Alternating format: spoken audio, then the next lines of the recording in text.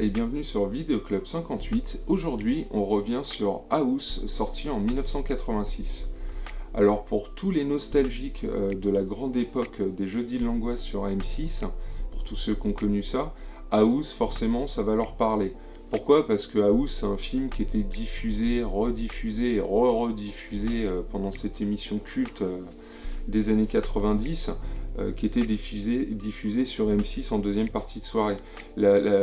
Cette émission, les Jeudis de l'Angoisse, nous proposait des films fantastique horreur, plutôt cotés, plutôt cultes, ou des épisodes des Contes de la Crypte, et House faisait partie des films qui étaient le plus diffusés. Donc House, c'est un film qui est produit par Sean S. Cunningham. Donc pour ceux qui ne savent pas, c'est le producteur de la saga Vendredi 13.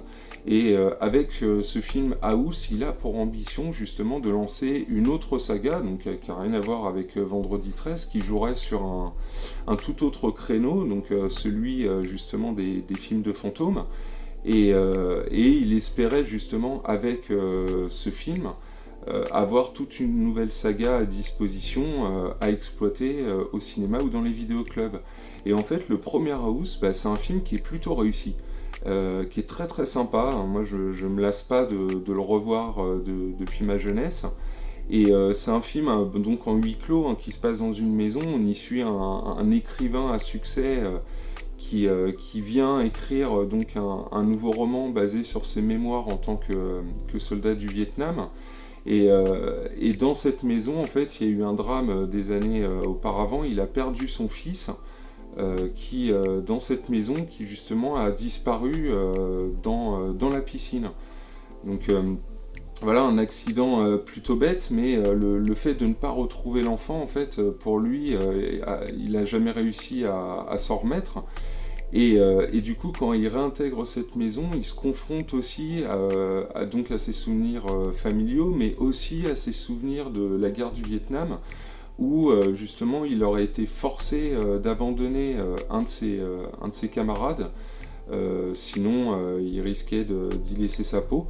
Et en fait, la maison, du coup, une fois qu'il est dedans, il va lui arriver des choses où justement cette maison, il va en sortir des créatures en fait de placards ou d'une créature qui va prendre la forme d'une personne qu'il connaît pour finalement se montrer en tant que véritable créature et puis essayer de l'attaquer. Il y a beaucoup de scènes comiques en fait, c'est un film qui fait pas très peur, House. C'est pas vraiment son but en fait, et il est en pleine époque en fait où on a une espèce de comico-gore. On essaye toujours de désamorcer en fait l'horreur dans les films avec des touches d'humour. Et House, c'est typiquement ce type de produit. House, c'est vraiment très réjouissant, que ce soit au niveau de ses effets spéciaux ou justement de son rythme. C'est un film vraiment où on s'ennuie pas. Et là, Sean S. Cunningham, en fait, il a vraiment calibré très correctement son film, de manière justement à ce que les spectateurs soient satisfaits forcément par le visionnage de House. Et House, donc, ça a eu du succès, que ce soit au cinéma ou en vidéoclub, et ça a donné lieu justement à une petite saga de films, puisque l'année suivante, il a fait donc House 2, la deuxième histoire, qui ne reprend en aucun cas ni les personnages ni les lieux du premier. Le but de chaque film étant de déplacer l'action dans une nouvelle maison avec justement sa nouvelle légende. Et House 2, donc la deuxième histoire, c'est un film très réussi aussi, très différent du premier, mais très réussi aussi. Par contre, à partir du troisième, je trouvais que ça baissait en qualité. Le House 3, je me souviens plus bien de l'histoire, je sais qu'il y avait une histoire de tueur en série dedans, il y avait Lance Henriksen, mais là on était déjà parti vers autre chose. Et le House 4, qui est beaucoup plus confidentiel, lui on voyait revenir le personnage donc, du voisin, qui apparaissait dans le premier, donc un personnage un peu rondouillard, très sympathique, qui croit pas vraiment ce que peut lui sortir le héros de House concernant les fantômes présents dans la maison, mais comme il est fan du mec en tant qu'écrivain, en fait, il se prête un peu à son jeu et puis il l'aide un petit peu à débusquer les démons. Donc il y a des bonnes scènes dans le premier avec ce mec-là, donc on a voulu nous le remettre dans le quatrième justement avec un un nouveau propriétaire de cette fameuse maison qu'on avait dans le premier. Sauf que là, vraiment en termes de qualité, on a baissé. Là, on est très très proche du téléfilm. C'est un film qui est pas extraordinaire, hein. Vraiment c'est le moins bien des quatre, sans hésitation, malgré le retour de ce personnage-là. Et c'est pour ça que House 1, en fait, quand on prend avec du recul les deux premiers, mais je trouve en particulier le premier, c'est un film qui est très très réussi, qui est très sympa au revisionnage. Et c'est pour ça que je voulais revenir dessus aujourd'hui, vous en reparler, même si je pense que vous en souvenez, enfin beaucoup parmi vous s'en souviennent de ce film. Et donc voilà, je voulais vous reparler de House, je vous souhaite un bon visionnage et je vous dis à très bientôt pour un nouveau film.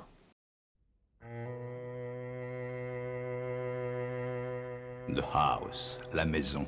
Elle a l'air inoffensive, mais personne ne devrait y vivre. La bonne femme qui habitait ici était cinglée. Ça m'étonnerait pas que quelqu'un lui ait fait la poisse emmerdeuse. C'était ma tante. Elle avait du cœur. Roger Cobb s'est installé ici, tout seul. Papa? Mais personne n'est jamais seul. Surtout ici. Cette maison, c'est tout de ta vie, tout de toi, tout. Quitte-la avant qu'il soit trop tard. Non!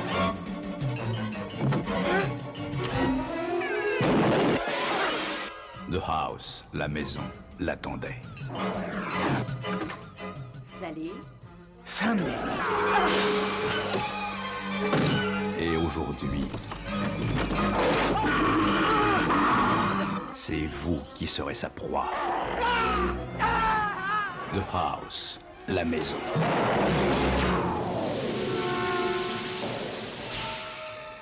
The House. Si vous y entrez, peut-être n'en sortirez-vous